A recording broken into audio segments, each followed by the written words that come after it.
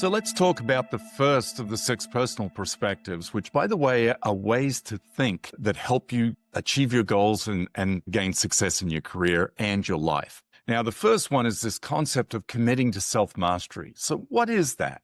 Well, committing to self-mastery is developing the knowledge, skills, and habits that make you master of you. Now, when you decide that you're going to take on mastering yourself, when you accept this challenge, you can effectively lead yourself and direct your success. So as you think about the business of real estate, what are the items that you might want to actually master? See, I would argue that the number one thing that we would want to master is this concept of lead generation. See, if you don't have enough leads in order to do the business that you need to do in order to make the money that you need to make, then you don't have choices, right? Have you ever worked with somebody a buyer or a seller that you don't like or they don't care for you? Why do we do that?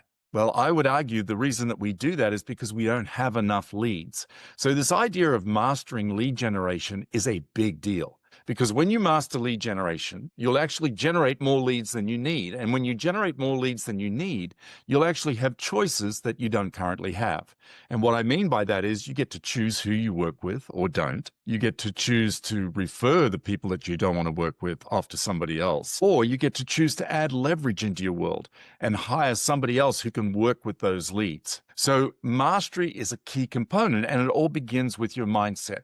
So you can see here the difference between self-mastery and mastery. Mastery starts with a decision to excel at something, and it's a decision to put the time and effort into achieving excellence and to reject mediocrity. Now, what we know is Malcolm Gladwell in his book Outliers talks about this concept of 10,000 hours and this idea of spending time on the task in purposeful practice in order to be the best you can be. Now, I heard a saying once that I absolutely love, and the saying is simply this: amateurs practice to get it right. Professionals practice to never get it wrong.